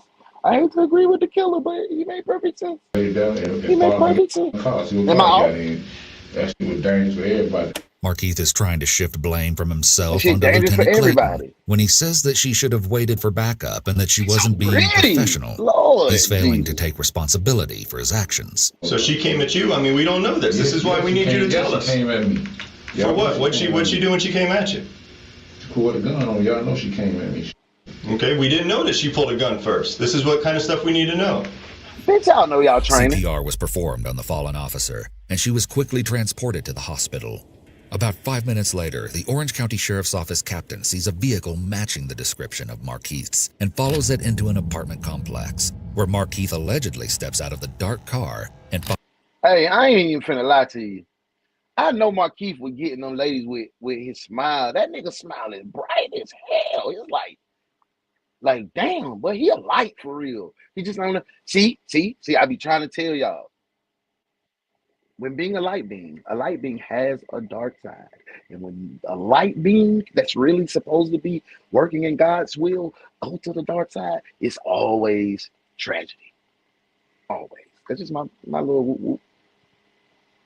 Fires 2 shots towards the officer's unmarked Ford Explorer. Nobody was harmed, but 3 minutes later, a man called 911 to report that a man believed to be Markeith had carjacked him at gunpoint and then driven his vehicle. You just said the quote of the day. Miss Deborah, you don't make nothing but $50,000 a year. Come on, ma. Come on, ma. Come on, ma. Comment of the day right there, bro. 10 minutes after that call, Clayton was pronounced dead. Right, ladies. After 17 years in service at the Orlando Police Department, her career... Miss Deborah, you was almost out the door, baby girl. Why did you do that? Why did you do that? Rest in peace, your pretty self. Miss Deborah, I wish you just didn't do that. Damn. Career came down to those pivotal few seconds where her life was tragically cut short far too soon. Unfortunately, before the Orlando PD had even had time to process their beloved comrade's passing, there would be yet another casualty in this hunt. When just before 10 a.m., a motorcycle deputy responding to the search for Markeith was fatally struck by a van. That morning, 17 schools in the county were placed on lockdown. So Markeith got charged with that murder too? See, I don't agree. I do not agree. I do not agree. I do not damn agree. No, sirree. Come on, man. It's a tragedy. We lost brother, motorcycle officer, Brother Johnson. I think his name was Brother Johnson. Rest in peace, Brother Johnson, man. Rest in peace, Miss Deborah. But Markeith should not be charged with nah, man, a van hit, bro, man. He got to get the body. And I don't know about that one, y'all. Damn, but The they chaos taking Keith up unfolded. through there. A news conference is held Like alerting the real public shit. of the They taking deaths bro up and the through there. search They for dragging him Markeith. over the coals One right sheriff now. calls the day one of the worst in his career, and the award for information leading to Markeith's arrest is increased to $60,000. Authorities focused their search on an apartment complex called Brookside, employing a heavy force of police officers and even armed SWAT members. But eventually, they have to call it off and let residents back into their homes as Markeith is nowhere to be found. It turns out that Markeith was very active on his internet accounts, often sharing updates.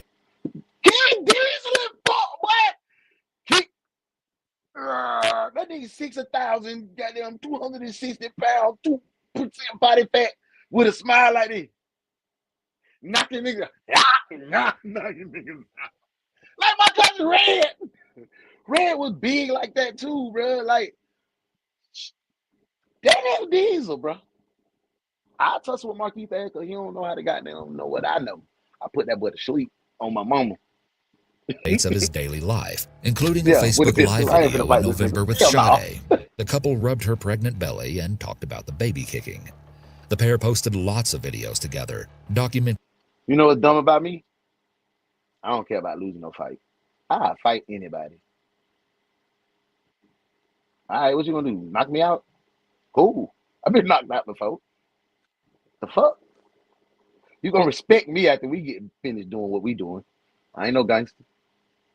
Trips to the mall, OBGYN visits, or home cooking sessions. But the inflammatory statuses that the detectives are most interested in include one from 2 weeks before Sade's death, when Markeith posted, "Goes to be on America's Most Wanted." He also shared another update just a couple of days before Sade would die at his hands. This one read, "Orlando, Florida, when you talk about street legends, mention me." The couple also broadcasted a Facebook live stream where Sade recorded as the two were pulled over in a traffic stop. Markeith was let go with a warning, but he and Sade went on to make jokes about killing the officer. Just an interesting side note, You know what's so crazy, man? So how fast time flies? Red died in 2014. 2014. That's fucking crazy. Markeith's then 19-year-old son was actually behind bars at this time, and during a visit with his mother, he found out about his dad's situation. Damn, his son big in hell too. Problem is he was forced into survival mode, especially if the initial shooting was a happenstance. I agree, and he wanted to preserve his life. It's you or me. I'm gonna choose me, and I'm gonna eliminate you. I'm sorry. Not America's Most Wanted. On God, that boy had crashed. For killing that girl. One of his girlfriends. The police too. He killed the police too? Yesterday. Yesterday? I knew he was gonna start doing that. Where at? Walmart. He got away? Yes. Look at the joy in his son's face when he said he got away. Yes, he is proud. He raising our kids the wrong fucking way. That too. He just can't kill people police in Walmart. He gotta do it smarter than that.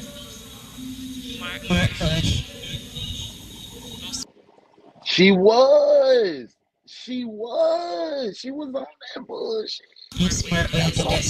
She called that man to click out. That nigga say, "Stop fucking smoking and drinking with my baby, bro."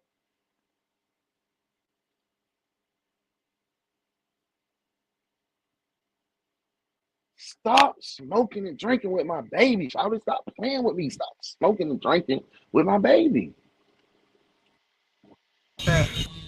This shit sad all the way around, boy. Love your enemies, all type of stuff. Oh, look, the police beat his son up too. Police beat his son up. Oh nah. Oh nah. Oh no. Oh no. And y'all wonder why he crashed out. Is that not a reason for a man to crash?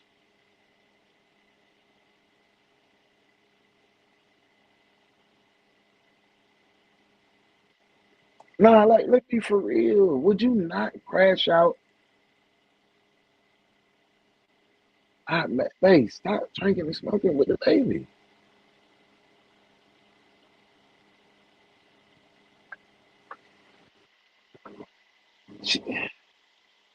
Then your brother done jumped on.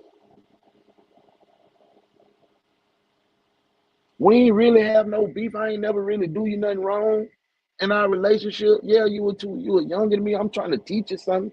You know, I just got out of jail for trapping. I done did what I did. I'm out. I'm trying to like, hey, so yeah, they said he was happy.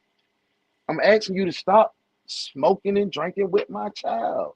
Y'all done jumped on me. Your brother, me too. I'm tussling with your brother. Your brother pistol hit the ground, so I know he's finna do something to me. So I burnt him first.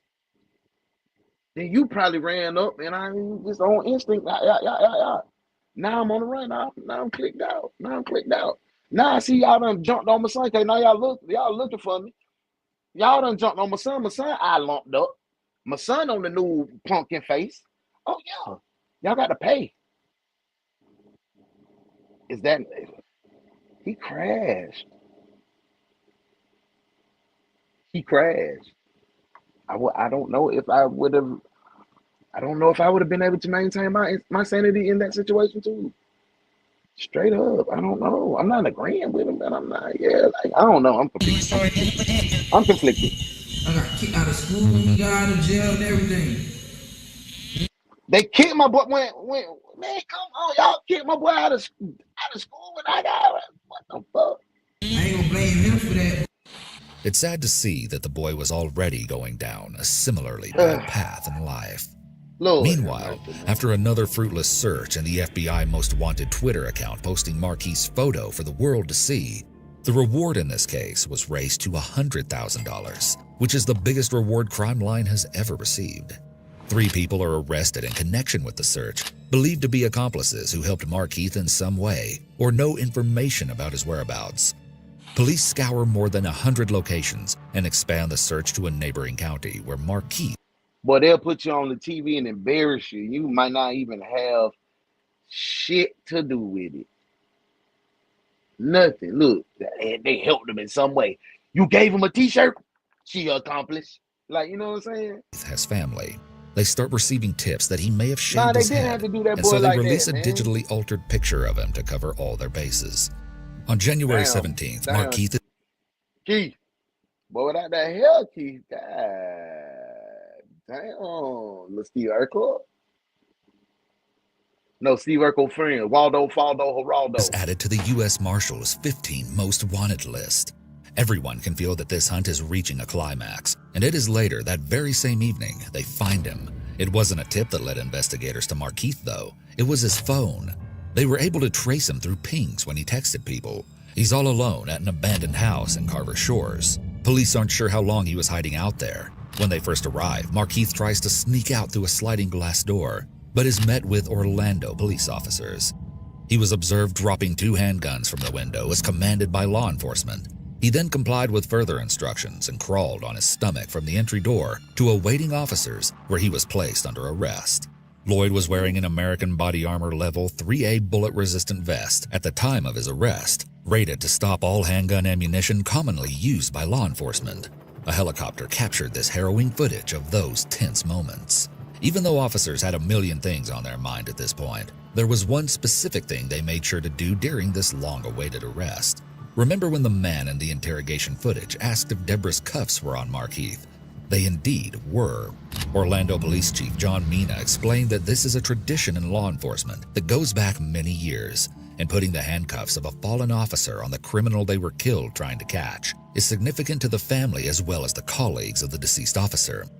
Many people have inferred that this is one of the reasons why the officers around Markeith before and during his interrogation seemed so reluctant to loosen his cuffs, and it's not hard to see why that would be exactly the case.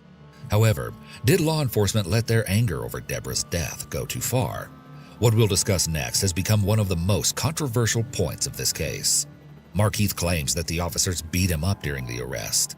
In the helicopter video, we can see what appears to be an officer kicking Markeith in the head while he's on the ground before the video rapidly pans away. The way that Markeith may have been treated by police when he was arrested could have contributed to his unwillingness to cooperate with the detectives when he is being questioned. We can also observe in the interrogation footage how incredibly roughed up Markeith is, and he repeatedly brings up the fact that he doesn't want to cooperate with the police after they allegedly beat him up. She pulled a gun on you, then what? Man, I need to rest. I need to be better, man. This is your opportunity. Markeith, this is your opportunity. Everyone's been saying all these things. Y'all seen that, right? Man, they kicked that man in the head, boom, like with a big kick, boom. Then the next dude came, boom. I think the first kick knocked him out because it was like, boom, and his head went. And then the second kick woke him up, and then he moved his hands. That's the part. This the part that I broke down. I seen that part of the case. I didn't see the part about Sade. I didn't know that, but I seen that because that boy eye was big. You ain't get a good view of it yet, but you gonna see. About you, this is your opportunity to set the story straight. I just talk to y'all because I ain't tripping. Well, okay, well, if you ain't tripping, man, it's like this, man. No, because y'all don't fucking fuck me up. Markeith, we are not the ones that messed you up, okay? We're the ones giving you the opportunity to tell the truth about what happened between you and Sergeant Clayton. No, Markeith, let me ask you this. Trying to talk apart them by Markeith, with Sade and let her turn me in. Markeith, check me out. No, Markeith, check me out. You worry about how you feeling right now. He ain't asked for a lawyer. Well, tell me something, man. What goes through your mind when you think about your baby in that belly and not living anymore? That baby died because of the actions that happened that day. About that. They're playing the guilty conscience / morality card again. The death of the unborn child. He is trying to evoke remorse from Markeith in order to get a clear admission of guilt. So you worry about you, that's gonna heal. That you might get a scar. You know what? In 3 days you'll be eating fine. That baby is dead. If Sade deserved it, then you tell me she deserved it. I got a hole so big in my mouth. But you cannot tell me that Sergeant Clayton deserved what happened to her. Look at that boy lip, that boy jaw, that boy eye. They did him. They kicked that man in the head with some Gore-Tex boots on. You're tired, I know that. You've been running for a long time. You're not eating right, you're not sleeping right. Then they locked my family, my people. Somebody helping me. I'm about trying to buy my own food out of Walmart. Yeah, y'all locked my family up talking about somebody helping me, and I'm in Walmart trying to buy my own food. It doesn't make sense. He making a lot of valid ass points. Well, that's what they said. Let's listen. So he got Sade, her baby, 2 officers. Yeah. Markeith, this is about getting the truth out right now as to what happened between you and Sergeant Clayton. Okay? We need to know if Sergeant Clayton pulled that gun on you first. We need to know if you felt threatened, if you did what you had. What does that matter? If she pulled the gun on me first or not? I'm still a dog. To do. Tell us what happened. Yeah, she pulled a gun on. The officer again says, "We need to know if you did what you had to do," in reference to shooting the sergeant. He's trying to once again get Markeith to talk by making it seem like he had justification. In reality, even if the sergeant pulled a gun on him first or threatened him, she had cause to do so, and him shooting her in this instance has no legal defense. Absolutely. Florida statute, section 776.051, provides the law relating to use of force in resisting an arrest. A person is not justified in the use or threatened use of force to resist an arrest by a law enforcement officer, or to resist a law enforcement officer who is engaged in the execution of a legal duty, if the law enforcement officer was acting in good faith, and he or she is known or reasonably appears to be a law enforcement officer. Did she threaten you? Yeah, she pulled a gun. Y'all know she pulled a gun. Y'all got the tape. And is that why you did what you had to do? Yeah. So tell us what happened. If you're threatened, tell us what happened. The interrogator shifts back to read step 2 here, shifting the blame away from the suspect directly in the hopes that this will encourage him to talk. Man, I ain't got to talk, man. I'll talk to my lawyer and let him talk to y'all. Again, Markeith invokes his right to an Number attorney. 2. The police continue to question him despite his unequivocal invocation. Second time. The statements he makes are at risk of being inadmissible. When did exactly we... So this is thrown out. Y'all violated my rights. My rights are violated, right? Right? Y'all denied me counsel. Right? Help me, detectives. Am I tripping? We gonna see, man. My girl Modesty said, let's see. If I was him, I would have just said, go on and lock me up. I ain't telling you nothing. He did 2 times. Y'all just, remember he said, y'all just F me up. I want to talk to my lawyer, man. I ain't talking to none of y'all. I ain't helping y'all. They kept asking him questions. He just said it again. Modesty just said it again. Man, I'm not talking to y'all no more. I want my lawyer. He said it plain. And them boys ain't get up, move, do nothing. They kept, because they mad. They mad. Their emotion had done took a hold. You seen the circus, the act that they put forth. You seen how they beat him. You see how he looked. No ambulance, no medical professionals been in here to see this man yet. This has been hours of interrogation. The man's arms is numb. You being threatened. This is your opportunity, Markeith. This ain't my opportunity. You don't see me. You don't see how my blood over here. That blood will heal. Those wounds are going to heal. Okay? Ain't no nigga, I can't even open my eye. That will heal. All of that is going to heal. What happened with Sergeant Clayton, that's a whole different story. Okay? Did she come at you and threaten you? Did you have to do what you had to do? Tell us why you did what you did. Was she threatening you when she was on the ground? Bruh, I said I want a lawyer, bro. The fuck? When she's on her back and you're shooting her, were you feeling threatened? She was shooting the whole time. She's shooting at you while she's on her back? She was shooting. How can she shoot at you from her back? Easy, you can shoot from like this. From the ground too. You sound dumb. Okay, so she's on her back, she's shooting at you. Is that? And you not finna get over here, Detective Chad, and tell me that Miss Deborah did not fight for her damn life. She's a black woman. She gonna go to the end fighting. And so when he got hit, when he hit her in the hip the first time, she turned over and still was trying to defend herself. But you not finna tell me she said, yeah, no, she ain't a white girl in a scary movie. She fought back. Yes, she was shooting from her back. Come on, bro. Give me my lawyer, bro. I done said that shit 2 times, bro. While you're shooting at her? Give me my lawyer, bro. Is that why? The interrogator is not getting answers to his questions. All of the questions so far are leading questions. In other words, attempting to lead the suspect towards a given answer that the interrogators want to hear. Man, y'all give me some medical attention. Markeith, these are simple questions. She's on her back shooting at you. Yeah, I'm talking to you. And I ain't Tell us what's happening when she's on her back shooting at you. Tell us what's happening from there. Is that why you shot at her while she's on her back? Chad came in angry. He was hot. And Espinoza got them hot too. She's shot. She's on her back while she's being shot, Markeith. There's only one reason why you're doing this. Okay? You're defending yourself against her?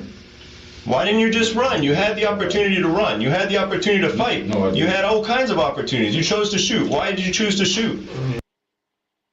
Teresa, that is perfect. They are definitely emotional. I hope he had a good lawyer. I'm not on his side. Not in the least bit. I'm not on bruh's side. I'm not a Markeith fan. Not at all. But they will be taking care of me in mine when I'm locked up. Because you did me wrong. You violated my rights. You took my rights away from me. You abused me. I'm a few out there. Yeah. I'm suing. I give y'all a simple answer. I want my lawyer. I done said this 3 times. How many times do I gotta say I want my lawyer? You telling me you can't outrun her? You can't outrun a female with 30, 40 pounds of gear on her? You're gonna try and tell us you couldn't outrun her? Markeith, why did you choose to shoot instead of run? When the interrogator asks, why did you choose to shoot instead of run? This is a great question because it goes to intent to commit the crime and would play a meaningful role in whether the crime is viewed as premeditated as opposed to something lesser, like manslaughter. Markeith, why did you choose to shoot instead of run? I ain't shooting none. Why she choose to approach me instead of follow the car? When people standing out, she put all on. What difference would it have made whether she approaches you or 10 police officers shoot you? It would have made or a 10 difference. police officers shoot me. Or if 10 police officers shoot me, not chase me, if 10 police officers shoot me. Yeah, bro, I know what's on your mind, but give me my lawyer, bro. You saying you can't help yourself and that's why you had to shoot? Man, you saying that now? Then tell us what happened. You're not telling us anything. Now we're finna finish talking because you're trying to put words. No. Tell us what happened. That's the question. The interrogator starts to put pressure on Markeith in a way that would make him feel like if he doesn't speak up for himself and tell his version of the story, then someone else will fill in the holes for him. He's still deep in the read technique. Markeith doesn't budge. Hey, Markeith can't claim self-defense. Miss Deborah was on the ground and he chose to stand over and finish her off. Shit, I'm mad at his ass too. That Facebook post going to be a part of their case against him for sure. For sure. He ain't no self-defense. Ain't no self-defense at all. He dead on that. I wish his bitch ass would try to claim some self-defense on Miss Deborah, bro. No. But he can claim some charges on these officers. That's what I'm saying. It's a case against him and it's a case for him. So it's like they got us on this like this. That's how I feel today. Man, y'all need some. She came up, she came to talk to you. You pulled a gun. You had the opportunity. Then tell us. We don't know. Then tell us what happened. I'm trying to ask you to put your own words out there. Just like you chose to shoot, just instead of run, just like you chose to shoot instead of fight. You obviously can't run, you can't shoot, you can't fight. Right, well, what you talking for then? Then tell us what happened, Markeith. Yeah, so what you talking for? You say the insult, brother. All right, Markeith, let me ask you this, man. Look, okay, we're going to get you medical attention. Come, get medical attention, okay? It doesn't appear that the interrogator. He said, come and get medical attention, okay? And then he halted him. Man, y'all, I'm not, man. Interrogator is actually motioning to any real. Y'all stopped me from getting my lawyer. Y'all denied me of medical attention. Y'all violating me. Real people back there. Likely he is just faking it to appease Markeith. All right. Start me from the morning. What happened from the morning? As soon as you went in there, hear me out. As soon as you went in there to buy your food. And Muff, real shit. I'm not mad that they mad. I'm not, cause I'll be mad too. I'll be pressing his ass like this too, for real. It's just human nature. It's human nature, bro. You just killed Shawty 17 years. I just seen Deborah this morning. I done been coming to work with Deborah 13 goddamn years. I know her family. I know her kids. I know all it. I done seen her go. I done seen her daughter graduate. I done seen her grandbabies. Yeah, nigga, no, I'm mad. Yes. So I understand. But when you take that oath, you gotta put that first. The worst thing they're doing, they can blow it for Deborah. And somehow this fool get away because of your emotional output and your emotional response. That used to be my problem. Like, I still have a problem with it. I'll reply or respond to something that someone did to me emotionally and then come back and think about it like, damn, that was so fucking dumb. You know what I'm saying? So, yeah, I understand their anger and their angst, but you finna blow the case. You finna let your girl down. What happened? Tell me your story in your own words, from the beginning to the end. And then we don't have to put any words in your mouth. The officer tries once again to establish trust and a timeline here and gives the suspect a chance to start. Throw that boy in and got the hole for 30 days or something. You know what I'm saying? Like, but get the process right so he can spend the rest of his days and y'all don't waste Deborah's life and her career and the baby career and the baby life. You don't know what that baby could have been, and Miss Sade life, and almost her brother life. Like, from the beginning to tell them what happened in his own words. Markeith, you went to Walmart. All y'all been doing this line. I ain't trying to talk. All y'all been doing this line. Y'all, a lot of people talking they help me. How the fuck they help me? I'm in Walmart buying my own damn food. Tell your story then. Yeah, he said, all y'all been doing this line, and it's so crazy. I just cussed Markeith out, but then he said that, and then I'm like, yeah, he right. I'm like, yeah, like what? My emotions. You went to buy your own food. Because y'all know they went because y'all made up. Then you tell me the story. Y'all making up shit, bro. I don't have to make up anything if you tell me the story. Now here come Espinosa. Markeith, we either hear it from you or we hear it from the people that saw what you did. Lawyer. We hear it from you, or we have to just basically see what the video says. All that's saying one thing. Here's your opportunity to say what happened. Where are you coming from? I need medical attention. I can't. Medical attention is coming. I can't open my eye. Ain't no medical attention coming. Y'all bullshit. Why they can't yet? The officers display their true disdain for the suspect here, and clearly. Hey, he said that so authoritative but controlled. He was like, man, y'all ain't doing no bullshit, man. If it was coming, I ain't came yet. You can't deny me medically. But the little white boy, that had cut the people's head off and put it in his house and had the hands, he would get a draw on the wall. They were eating pizza. He was telling about all his aspirations and dreams. Held the door, walked behind the police officer. What's the difference? I wonder. They aren't concerned whatsoever about his physical well-being. This is not surprising, knowing that he shot one of their own, and also because the injuries were sustained while being arrested by their colleagues. Y'all been saying that. You don't need to open your eyes, Markeith. You need to open your mouth. No. Okay? You got my motherfucking face going about your business. I don't need to open my eye and open my mouth. Yeah, see, who you talking to, bro? I'm a dog. You seen what I just did, bro? And y'all just, come on, give me my lawyer, bro. You talking to, brother? The pushy and straightforward approach got a rise out of Markeith. But will it get detectives any closer to their goal? Markeith, this is the opportunity that we're talking about. This is the interaction you obviously had with Sergeant Clayton. Sergeant Clayton attempted to do the right thing with you, and you chose to do what you did. Don't know about your business, brother. She tried to do the right thing. You did what you did. You said what you want to say. Don't know about your business, brother. Until we hear different, we gotta go with what everyone's telling us. We gotta see that basically you gunned her down for no reason. You gunned down a police officer because basically you're too scared to run. Don't know about your business, brother. In this case, it seems that provoking Markeith has only caused him to shut down completely. Yeah, like, what are y'all doing? What are y'all doing? Until we hear different from you, that's the only option we see out there. We see you gunning down a police officer while she's on her back. Tell us something different. What did you shoot at the other police officer over there when you ran from your car? Markeith, man, I'm trying to give you the respect that you probably don't ever deserve. The interrogator continues to refer to treating the suspect with respect.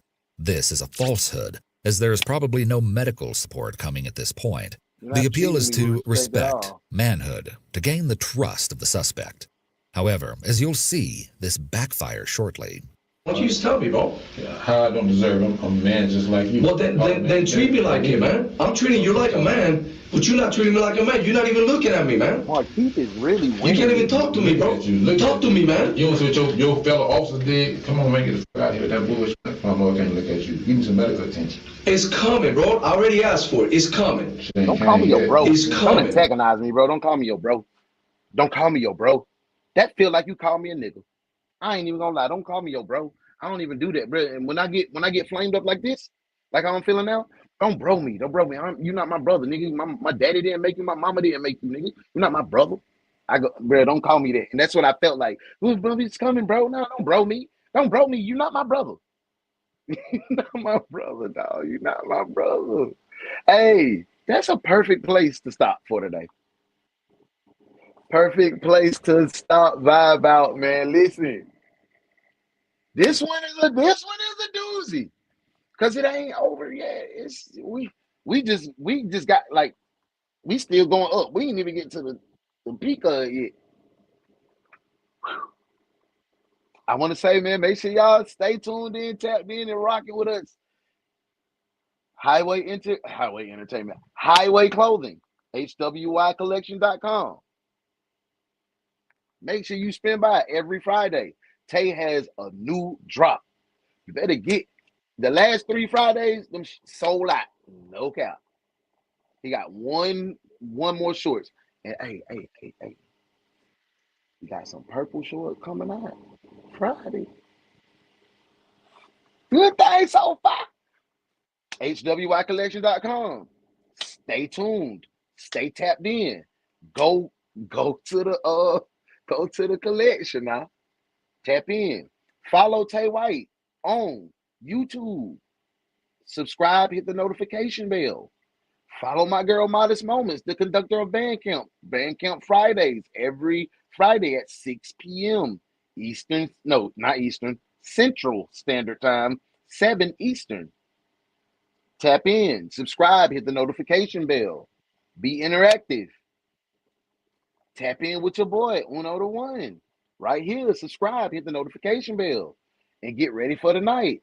Because we coming back tonight. Because we're going to do some internet. We're going to do the internet. We're going to find those 4 topics. And we're going to talk about it. We're going to pipe it up. And we're going to have a good time. Hey, man, I just want to let y'all know that I love y'all. And thank y'all for rocking out with me. I just want to leave y'all in the skillfully employed hands of the head security.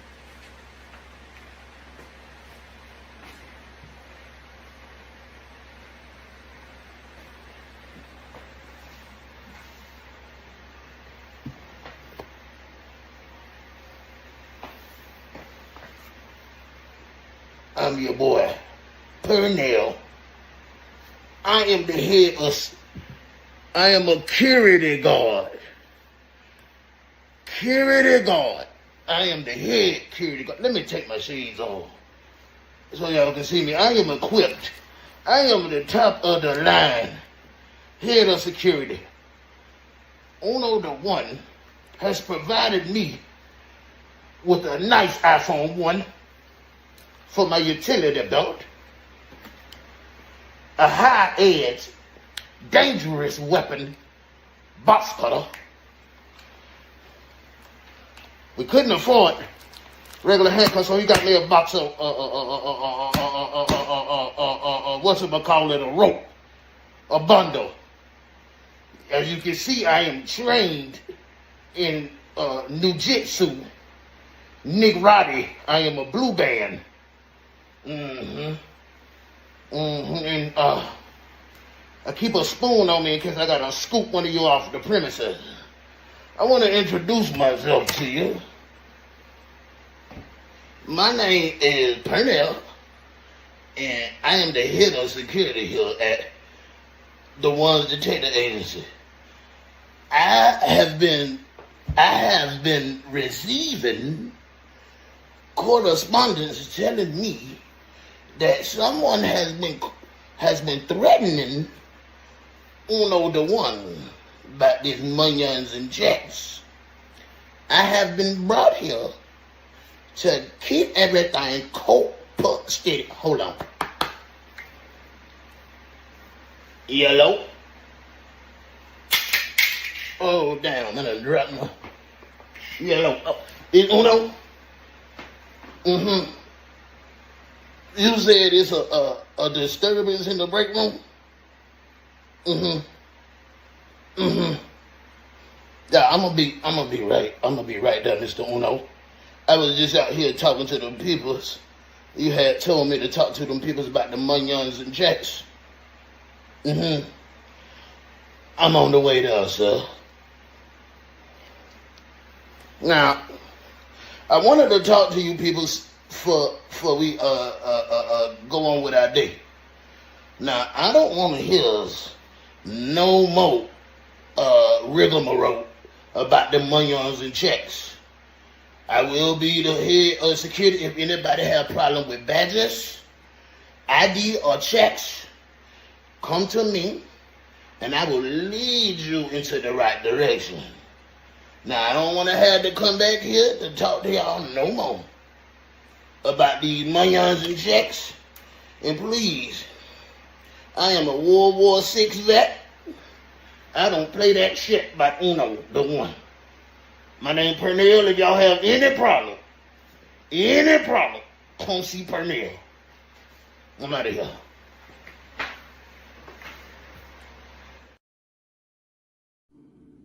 Here this morning, police are looking for a The suspect. only detective agency capable of handling these grotesque and obscene cases.